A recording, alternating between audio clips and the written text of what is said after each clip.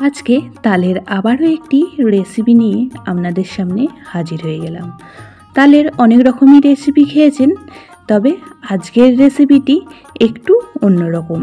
একদমই তেল ছাড়া বানিয়ে ফেলবো তালের এই রেসিপিটি। আসুন তাহলে শুরু করা যাক আজকের রেসিপি। তার জন্য এখানে আমি একটা স্টিলের বাটি নিয়ে নিয়েছি, আর এর মধ্যে দিয়ে দিচ্ছি 1 বাটি পরিমাণ তালের পাল্প। আপনারা যে পরিমাণ মতন বানাবেন সেই পরিমাণ মতন এখানে তালের পাল্পটা নিয়ে নেবেন। আর তার সাথেই দিয়ে দিচ্ছি এখানে গুড়টা আমি একটু বেশি পরিমাণেই দিয়েছি, আর এই রেসিপিটি একটু মিষ্টি মিষ্টি হলেই খেতে বেশি ভালো লাগবে। আপনাদের হাতের কাছে যে ধরনের গুড় থাকবে সেই ধরনের গুড় দিতে পারেন, আর তাও যদি না থাকে সেক্ষেত্রে চিনিও ব্যবহার করতে পারেন। এখন গুড়টা আমের পাল্পের সঙ্গে খুব ভালো করে মিশিয়ে নেব, আর এইভাবে মেশাতে থাকলেই কিন্তু গুড়গুলো খুব সহজেই নরম হয়ে যাবে আর খুব সুন্দরভাবে আমের পাল্পের সঙ্গে মেশানো হয়ে যাবে। এখন একটা স্প্যাচুলার সাহায্যে এইভাবে ঘুরিয়ে ঘুরিয়ে গুড়টা খুব ভালোভাবে মিশিয়ে নিচ্ছি। আজকের এই রেসিপিটি আমি ছোটোতে কিন্তু অনেক খেয়েছি, আর খেতে কিন্তু খুবই ভালো লাগে। আর এইভাবে যদি বাড়ির লোককে বানিয়ে দেওয়া হয়, বাড়ির লোকের কাছে কিন্তু আবারও রিকোয়েস্ট আসবে বানানোর জন্য। তালের এই সিজনে অবশ্যই করে একবার এই রেসিপিটি বানিয়ে খেয়ে দেখবেন, বারবারই খেতে ইচ্ছে করবে। আর খুব সহজে হয়ে যায়, আর ঘরে থাকা সামান্য কিছু উপকরণ দিয়ে। এখন দেখুন গুড়টা খুব ভালোভাবে আমের পাল্পের সঙ্গে মিশে গিয়েছে। এখন দিয়ে দিচ্ছি খুব সামান্য পরিমাণ একটু লবণটা দিয়েও খুব ভালো করে এখন মিশিয়ে নিচ্ছি। মিশিয়ে নিয়ে এখানে এখন অ্যাড করব আমি চালের গুঁড়ো। আজকের এই রেসিপিতে শুধুমাত্র চালের গুঁড়ো দিয়েই আজকের রেসিপিটি তৈরি হবে। এখানে আমি 1 বাটি পরিমাণ তালের পাল্প নিয়েছিলাম, সেই বাটিরই 1 বাটি চালের গুঁড়ো এখানে দিয়ে দিয়েছি। স্প্যাচুলা বা চামচের সাহায্যে খুব ভালো করে মিশিয়ে নেবেন, আর এটা আমি মেশাতে থাকবো এইভাবেই। আরও কিছুটা প্রয়োজন হলে এখানে চালের গুঁড়ো অ্যাড করব।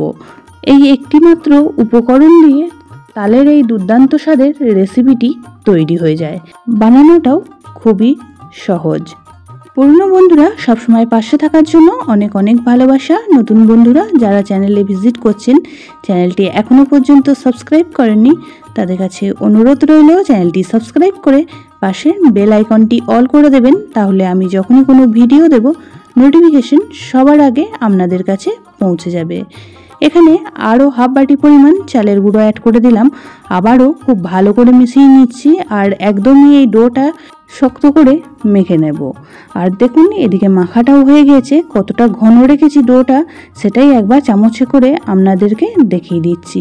তবে যে পরিমাণ ঘন রেখেছি, পরে কিন্তু আমি আরও কিছুটা পরিমাণ চালের গুঁড়ো অ্যাড করেছিলাম। মানে ডোটা একদমই ঘন টাইপের করে নিতে হবে। এখন ঘরে যে তাওয়া বা প্যানে আপনারা রুটি বানান, সেই রকমই একটা প্যান নিয়ে নিয়েছি। আপনারা যে কোনো ফ্রাই প্যান বা যে কোনো তাওয়াতে কিন্তু এই রেসিপিটি বানিয়ে ফেলতে পারবেন। একটা আলু কেটে নিয়েছি, আর আলুটা দিয়েই এখন প্যানের গায়ে খুব ভালো করে তেলটা লাগিয়ে নিচ্ছি। আপনারা আপনাদের সুবিধা মতন একটু প্যানের গায়ে এইভাবে তেলটা লাগিয়ে নেবেন। তারপরেই যে তালের মিশ্রণটি তৈরি করে রেখে দিয়েছিলাম, অল্প অল্প করে নিয়ে এইভাবে হাতে করে একটু চ্যাপটা করে দেবো।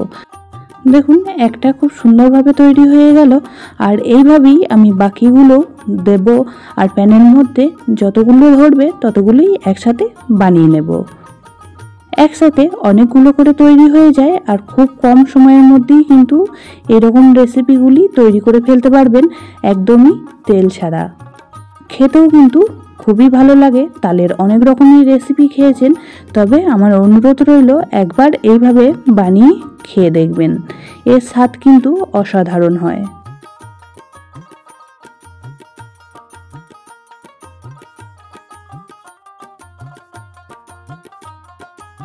প্রথমবারেই এই 4টি পিঠে আমি বানিয়ে নেব। আর দেখুন একই রকমভাবে আঙুলের সাহায্যে একটু চ্যাপটা চ্যাপটা করে দিয়েছি। এখন গ্যাসের ফ্লেমটা লো টু মিডিয়ামে রেখে হতে দেব। 2 মিনিট পর দেখুন পিঠের ওপরটা অনেকটাই শূন্য শূন্য হয়ে এসেছে।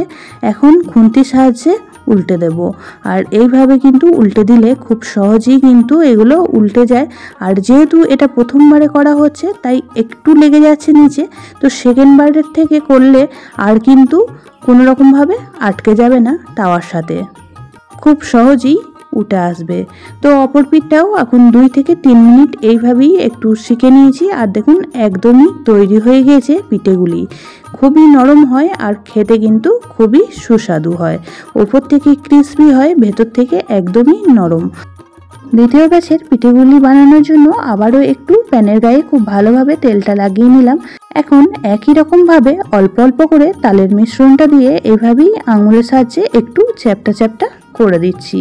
প্রথম ব্যাচে 4টে বানিয়েছিলাম আর সেকেন্ড ব্যাচে এখন 6টা বানিয়ে নেব।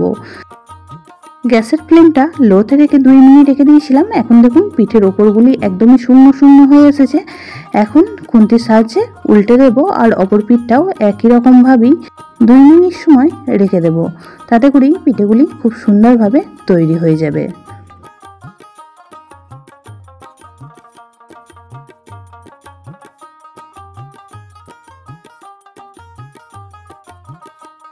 সমস্ত পিঠেগুলি উল্টে দিয়েছি আর 2 পিঠই এখন খুব সুন্দরভাবে হয়ে গিয়েছে। দেখেই বুঝতে পারছেন কতটা সুন্দর তৈরি হয়ে গিয়েছে। এখন পিঠেগুলি একটি প্লেটের মধ্যে নামিয়ে নেব আর বাকি যে মিশ্রণটি রয়েছে সেই মিশ্রণ থেকে একই রকমভাবে সমস্ত পিঠেগুলি তৈরি করে নেব। সমস্ত পিঠেগুলি তৈরি করা হয়ে গিয়েছে। দেখতে যতটাই সুন্দর হয়েছে, খেতে কিন্তু দুর্দান্ত হয়। বাচ্চা থেকে বড় সকলেই কিন্তু খুবই পছন্দ করবে। এই একটি মাত্র উপকরণ দিয়ে খুব কম সময়ের মধ্যে তালের এই দুর্দান্ত রেসিপিটি তৈরি হয়ে যায়। তালের অনেক রকমই রেসিপি খেয়েছেন, তবে আজকের এই রেসিপিটি অবশ্যই করে একদিন বানিয়ে খেয়ে দেখবেন, আবারও কিন্তু বানিয়ে খেতে ইচ্ছে করবে।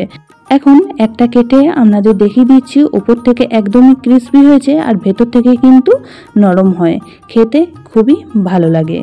আজকের রেসিপিটি আপনাদের কেমন লাগলো অবশ্যই আমাকে কমেন্ট বক্সে জানাবেন। বেশি ভালো লেগে থাকলে অবশ্যই করে বন্ধু বান্ধবীদের সাথে একটা শেয়ার করে দেওয়ার অনুরোধ রইল। সবাই খুব ভালো থাকবেন, সুস্থ থাকবেন। আবারও দেখা হবে অন্য কোনো ব্লগ বা রেসিপির সাথে। ততক্ষণের জন্য সবাইকে টাটা।